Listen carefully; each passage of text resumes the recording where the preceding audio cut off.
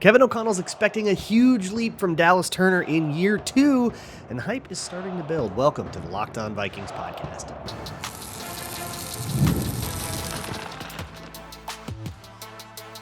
You are Locked On Vikings, your daily Minnesota Vikings podcast, part of the Locked On Podcast Network, your team every day.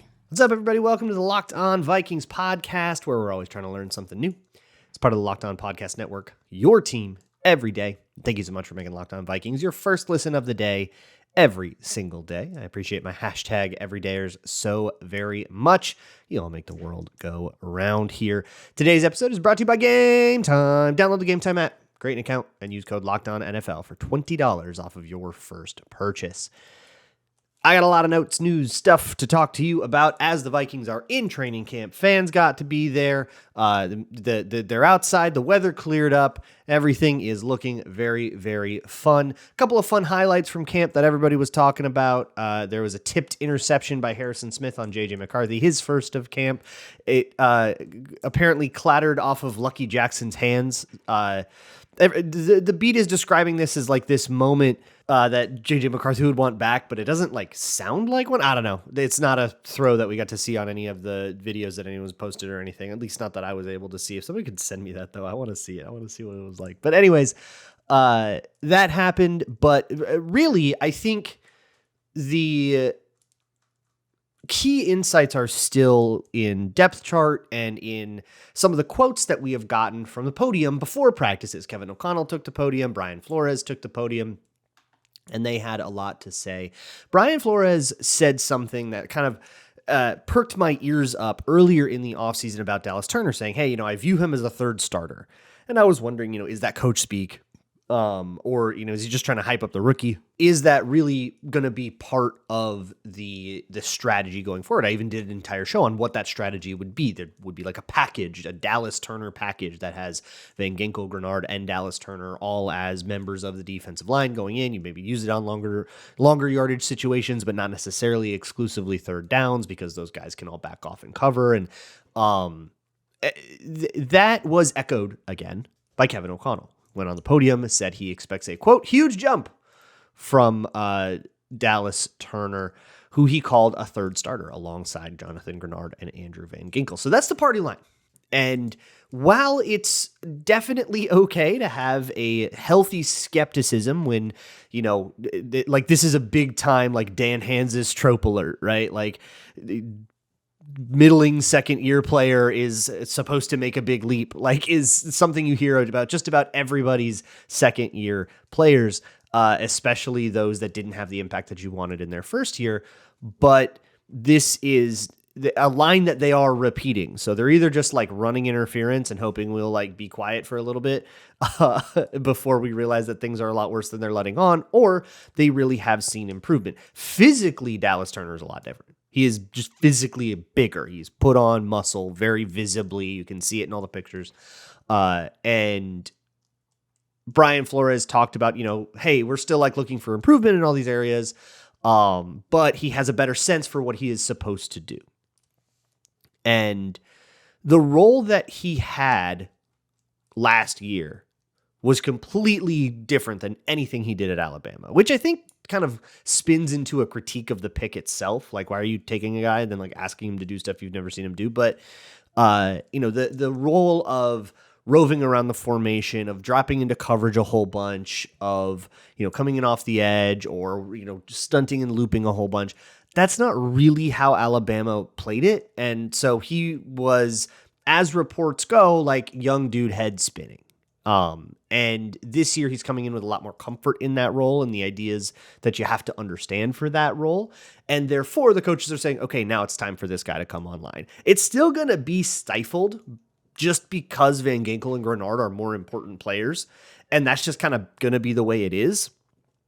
But I think the trio, the idea of it, like instead of thinking of it as two starters and a backup, thinking of it as a trio is like what they're asking us to do. And hey, if it doesn't happen, if Dallas Turner is, a bench warmer all year, and like we could go back to these quotes and be like, hey man, what the heck? We can hold their feet to the fire over this. They're telling us this is going to be different, and they're not mincing words about it. They're really making a promise here, and it's okay to, go back if they don't keep it and ask what the heck happened. Some other notes and stuff about what's going on like some depth chart notes. One thing I didn't mention yesterday, but it's been the case now for both of the first 2 days of camp, is that Jeff Okudah is the undisputed third corner right now. He's the one coming in with the ones in all nickel packages. He's not splitting time. He's not competing with anybody for that job. They're just putting him in there. I think that's really interesting. It's not a great sign for Mekhi Blackmon if he's just like immediately being overtaken by this like turbo bus that just walked in. Flores does clearly prefer veteran players to like younger rookie players. But obviously, like, Mekhi Blackmon's also in his third year. Like, it's not that crazy. But Okudah has been the guy. So I think it might be worth our time to go back and look at some Okudah tape from last year, which is maybe something that I will do like next week or something like that, because it seems like he really is going to be part of the defense in a way that I wasn't really willing to respect until I saw it. But here we are seeing it. So it's time to sort of reshape that idea. So that's begrudgingly, there's a dub for Sam Ekstrom on the football party, or the squad show. Sorry. But gonna have to give that one to Sam. But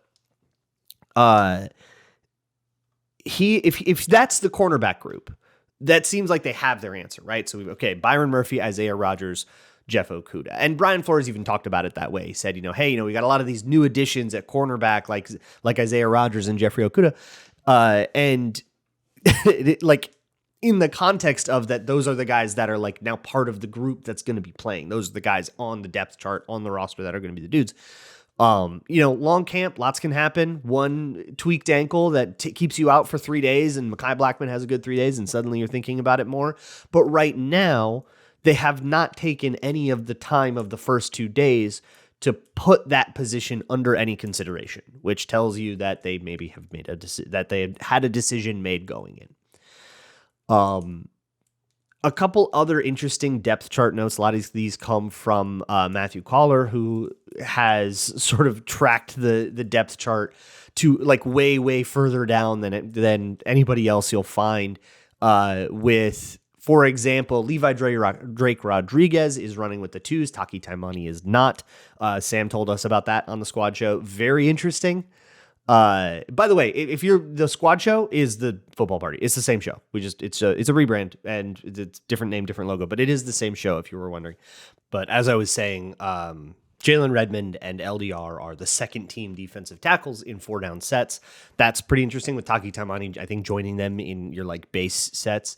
I think that's pretty interesting. Those are the 6 that you would expect. With Tyrion Ingram Dawkins, I think, is sort of in a miscellaneous role that doesn't really take reps away from anybody. I don't really understand what they're doing with him yet. We'll kind of, I think, learn more in the preseason. Also, Zamiah Vaughn with the 2s. That is pretty encouraging for an undrafted rookie to be with the 2s. I don't think ahead of Dwight McGlothern, or maybe like with Dwight McGlothern there. I forget. It's another one Sam told us about from, I think, listening to Caller. But that is, again, like the bottom parts of those rosters are of those position groups is wide open. The corner group is a wide open group. If our top 3, or call it our top 4, is in cement now, Murphy, Isaiah Rodgers, Jeff Okudah, Mekhi Blackmon, there's your top 4. The next few jobs are totally up for grabs. Hey, everybody got excited about Nudie. He had a good preseason last year. But that is not an unassailable position. And if some other undrafted rookie comes in and now he becomes the exciting guy, like, nothing is stopping that from happening, except for what Dwight McGlothern is doing himself right now. But that doesn't like earn you any leash in the next camp. You know what I mean? So whatever happens I'm going to be really fascinated to see where these guys end up shaking out by the time we get to like joint practices and the first preseason game, which will be before that against the Titans.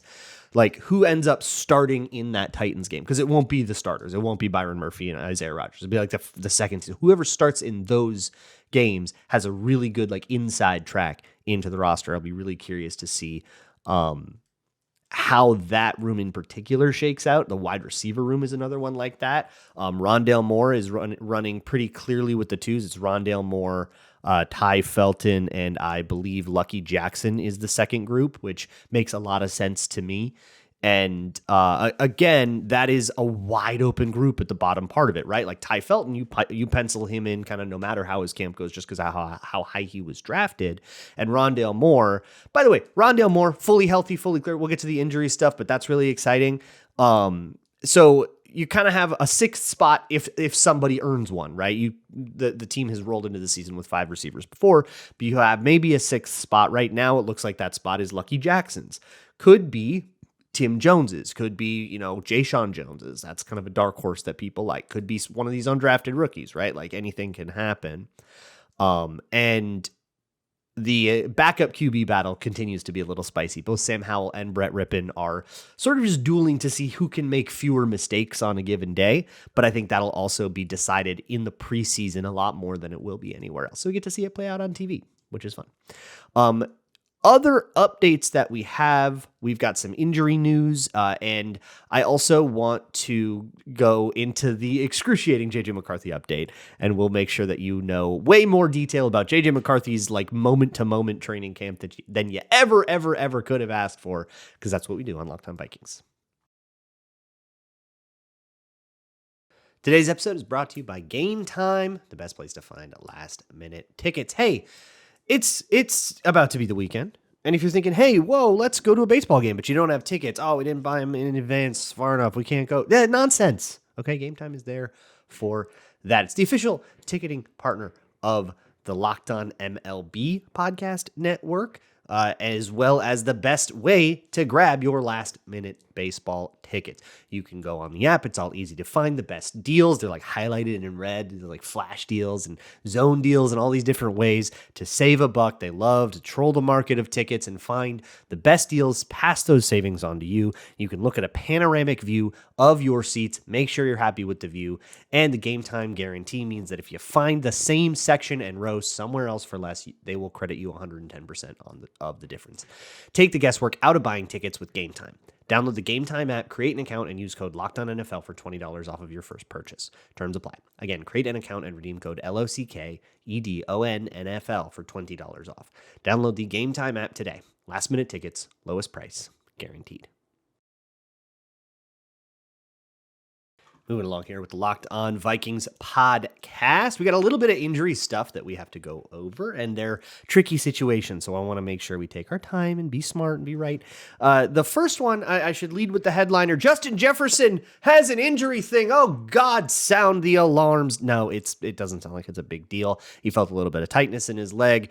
He shut it down before it got any worse. He said, it's day 2 of camp. I'm going to be, chill about this. He spoke to reporters about it in a scrum afterward, which the very act of doing that is already like, it can only be so messed up of a thing. Because if it's a really like significant injury, they usually will get you out of the public eye as quickly as possible, and they will never let you talk to reporters. So that is from the man himself. He went in front of all the reporters and said, yeah, I felt a little tightness. I shut it down. I'll be fine. Obviously something to watch. Wouldn't be shocked to see him sit out a couple of practices just to make sure everything is super on the up and up, and be super, super careful. That's the dude. That's the franchise. That's Justin Jefferson, right? So being smart with that is probably good, but if he is, it means that the second he is back on the field, I am pretty confident that, that thing is completely gone, whatever it was. It could just be that he was sore in a way that was a little bit like spooky. And this is the kind of thing that happens, on the first couple of days of camp. You're working at a level of intensity and at stuff that's a little different than whatever you did on your own at like high school football fields around the country, which is what a lot of these players do, is they'll like find a way to get a workout in while they're like out at some event or something like that. But regardless, something we're maybe keeping an eye on but not worrying about yet, right? Other things to keep an eye on, right? Same thing with Darasaw. He was a limited participant. I misspoke yesterday on Fries. I misunderstood what was going on. I thought Fries was a full participant based on something I think it was Ben Gessling said in Access Vikings. I must have misunderstood that. So he's been a limited participant as well. Both Fries and Darasaw are doing Indos, which is why you saw those headlines that are like, the line is intact. But once you get to team drills, it is once again Justin School and Blake Brandel is at right guard, and it's the same line that they had at OTA. So they're still working those guys in, ramping them up. Kevin O'Connell told us it would be this way, so everything is according to plan still, but that's still going on. And then I wanted to mention Rondale Moore, no limitations at all. He is a full participant. He is there. He's running with the second team. He looks fast and explosive, and everybody's actually kind of stoked on him. I do want to just pause and just talk about the dynamic of that, right? Like, that changes the wide receiver room a lot in a way that I wasn't really willing to respect until I knew that he was healthy. But now we know that he is healthy, or at least healthy enough to be a full participant in practice. And that is the after catch dynamic that I've wanted this offense to have kind of since Kevin O'Connell came around. They have a lot of guys that are good at, getting open over the middle of the field and getting a chunk of yardage, right? Like, that's Justin Jefferson, Addison, and Hawkinson. All three of those guys do that well, which makes it really hard to prevent the Vikings from, racking up a whole bunch of explosive passing plays. That's kind of been the identity of the offense. But if you get that underneath threat, that guy that can be the outlet, but get the ball in his hands and watch him cook, and you can get enough reps for that guy, it's not going to be a 1,000-yard season for Rondale Moore. Don't put him on your fantasy teams necessarily. I guess, I don't know, maybe you're deep enough where you're doing that. But I don't know what kind of degenerate you are, okay? And I'm not judging. But rather, having just the threat, it could be a very impactful 350-yard season, just because the threat of that can force those defenders in the flat to think twice about their drop depths. So the way that these defenses put this stuff together, especially zone defenses, right? Man's a different thing, but these zone defenses, they have a certain route depth that is like where they think they're going to get the most bang for their buck. And they're right to put things together that way because offensive playbooks usually coach each of those routes to be at the same depth every time. In the Vikings playbook, if you are running a dig, it's a 12-yard dig. Or maybe if you see the defense is a little weaker at 10 yards, you'll say we're going to be a 10-yard team. Maybe you're going to be between 10 and 12. Maybe you'll be 13 one week. But it's not going to move a lot. It's going to be around there. So if you're a defense going up against the Vikings and you're going to say, okay, sometimes they're at 12, sometimes they're at 10. Let's drop our routes to 11 yards and say that's going to put us in a decent spot. If you have somebody like Rondale Moore who can punish teams that say, hey, these guys love to throw 15 yards. Let's put every zone at 15 yards. Let's really make sure they can't throw those 15-yard windows. And then you can have a guy that can really punish you for giving him 15 yards of space between the line of scrimmage where he's catching the ball and the nearest defender. That can really stress guys out. Like, that can really stress defenses out. I'm very excited to hear that Rondale Moore is healthy. I honestly thought that his knee injury was one of those that was bad enough to be career threatening, the way that his free agency went, the way that the contract that he ended up signing seemed super disproportionate. Now I'm just kind of stoked. Like, this just rules. Okay, great. And then the last injury thing that we should mention is Joshua Metellus has an ankle injury and did not participate in the second day of camp. So he shows up to the first day of camp, fully participates, talks about how it's so important for him to participate, and then an ankle injury. The Vikings really don't want you to speculate that this is like a fake injury to try to get a better contract. That is a hot button issue right now, as it went with all the stuff going on with JC Treader, and there was a whole thing about faking injuries as a part of that controversy. And the Vikings really want to ask you not to say that this is what is happening, even though it's going to be front of mind, because that kind of thing's in the headlines. I am of the mind of I'm kind of innocent until proven guilty on those kinds of matters, okay? It's a lot easier for me to believe that a player got unlucky with an ankle injury. That happens constantly, than to believe that there's some grand conspiracy that Joshua Metellus is faking an injury. And the team is enthusiastically supporting him in doing this to like get a better contract done or something, or to like sneaky hold in or anything like that. Like, it doesn't quite ever add up to me. I still believe that like all the TJ Hawkinson stuff was kind of nothing as well. Like, I think that would, yeah, man, he just like had some inner ear stuff going on. And then I think he got like a quad injury for a hot second. And then he was back on the field around the time. Like, yeah, I'm way more willing to believe that was just a pretty interestingly timed coincidence than that there was like a coordinated conspiracy between the Vikings and TJ Hawkinson's camp that is specifically designed only to deceive you and net no other profits to any other party. Like, yeah, I don't really think I need to believe that if I can just believe that like some injuries happen and sometimes they're poor timing. But for whatever it's worth, it doesn't sound like a serious injury with Metellus, and we can expect him back any day now. Couple other things that I want to mention. There is a really interesting situation going on elsewhere in the league that again has to do with weird guaranteed money stuff. It's not a Vikings story, but it could be relevant to one someday, and I think it's worth going over what's happening and a little bit about JJ McCarthy. That'll be next on Locked On Vikings.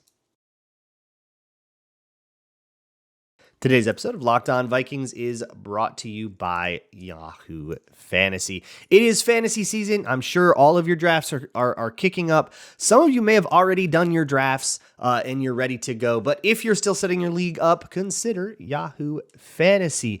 Everybody is playing fantasy football on Yahoo Fantasy, and so should you, whether you're a first-timer, a veteran, or you are making your millionth ridiculous, 18-deep bench Devy league where you're looking at high school recruiting prospects, which is a thing that very much does exist.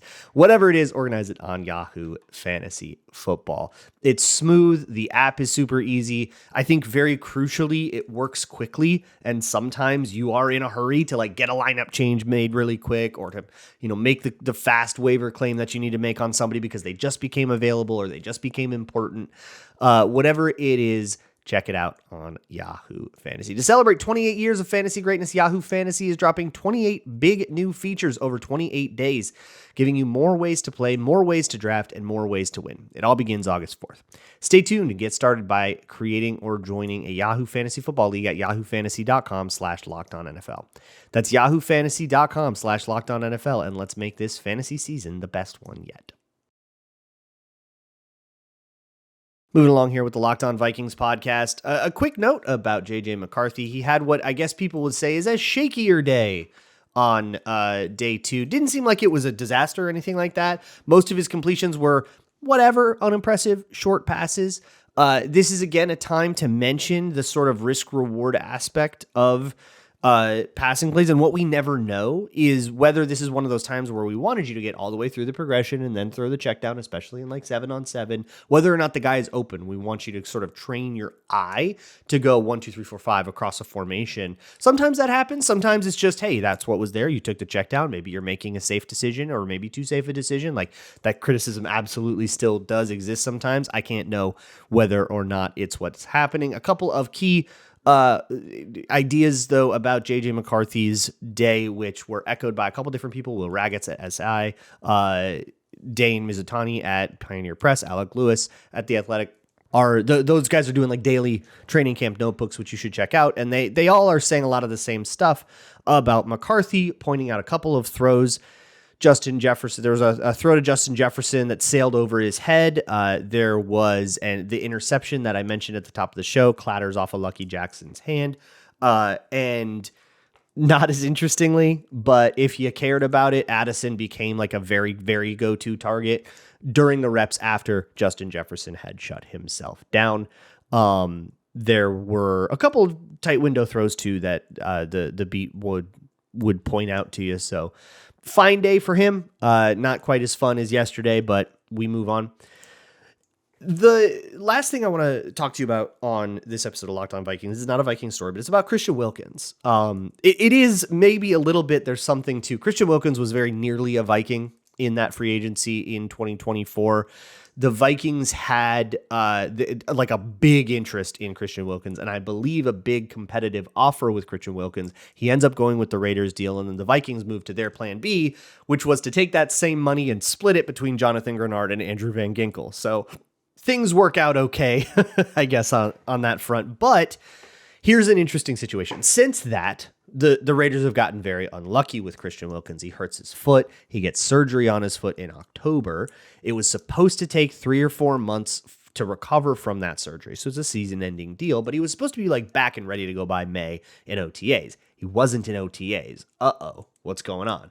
There was some kind of setback. We don't know what's going on. Now he's not ready to start camp, and the Raiders have waived him. So apparently what was going on is that because something didn't go right in his rehab process from that surgery, the team recommended he get a second surgery, clean things up, let's get going.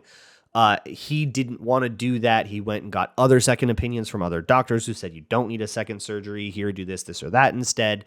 And he ended up disobeying the medical advice of the team doctor, which meant, I believe due to contract language, that the Raiders can now void $35 million in guarantees, or 35 point something million dollars in guarantees. This is now a fascinating situation. The NFLPA immediately filed a grievance, and now they're going to fight over this money. There's going to be a big, long, ugly legal battle over this with Christian Wilkins. In the meantime, Christian Wilkins is a free agent. I would imagine that, he's on the Vikings radar, but I don't think they really have a place for him. They're pretty set at that DT position, so I doubt that they're going to be in on that. But somebody might be. The problem, though, is if his foot is still all messed up, it might be a moot point. The real reason that I am bringing this up is because the idea of, did you follow the medical advice, can get a little sticky to me. Put it to, I can immediately think of a bunch of scenarios, and I don't know how this contract language, what the boilerplate contract language is, and if it accounts for these kinds of things. But if you have a rehab schedule and you missed a day of the rehab for whatever reason, can they void your guarantees now? If you had a setback because you went too hard at your rehab and that's technically not following the instruction, can they void your guarantees now? This situation in and of itself is an interesting question. Let's say you get bad advice from the team doctor that says you need a surgery when you don't need it. Well, you don't have to look outside this organization to find a reason for that to be problematic. Look at Sharif Floyd. He got a surgery on his quad. It didn't fire right. He was pretty... there was a similar back and forth about that surgery, not really wanting to have it, but he eventually listened to the team doctor, maybe because guaranteed money was, held over his head, and he ends up getting the wrong nerve nicked, and he never plays football again. So are players in a position where they can lose their guarantees if they decide to make decisions about their own body and their own health based on the medical advice of multiple medical professionals instead of just the one that's on the same payroll as you? It feels like that could be a big problem. And I don't know how these contract languages are addressing those kinds of issues. But it's not something that affects the Vikings right now, but it's definitely something that could affect the Vikings down the road. So this is, I think, a situation worth watching as the NFLPA and the NFL fight on 4 different fronts over different versions of guaranteed money. We've got weird stuff going on with rookie contracts. You have the entire NFL. You've got the collusion thing that got reopened now in light of all of this stuff with Lloyd Howell and JC Treader. And now you have this different version of, guaranteed money, legal battles. There's a lot going on, and the answers to these questions will very much affect what it says in the contracts that the Vikings sign, maybe even the ones they are imminently working on, like Joshua Metellus. What's his injury language going to look like? Is it going to change because of what's in the news with Christian Wilkins? We're going to learn a lot more about this case over the coming, this thing could drag out for a while. So we are going to learn more about this Christian Wilkins case. And I think the answer to this question, especially from the do you have to get a surgery even if you think that the team doctor gave you bad advice thing, that's a tough question to me. What about other situations where the team doctor gives you bad advice? What about times when the team doctor tells you, no, buddy, you don't have a concussion, go ahead back in there? Because that's something we're very, the independent specialist, that's something we're very, very keenly aware of the possibility of, team doctors doing what's best for the team and not what's best for the player's health? And is the player disallowed from prioritizing his own health over the team at risk of losing millions of dollars in guarantees? Is that the way that things are going to be ruled? Whether or not you agree with whether that should be the case, if it is ruled that that is the case, it sure does change the way that contracts are structured, the way that risk reward is considered, the way that especially a guy like Kwesi Adolfo-Mensah that loves to take advantage of, priced down injured players and trying to get dudes like Rondale Moore at a discount only for them to show up healthy on the first day of camp. This is going to matter to what those contracts say. So keep an eye on that. I will see you all on the other side of the weekend. We'll have plenty more camp to talk about. And as always, Skol.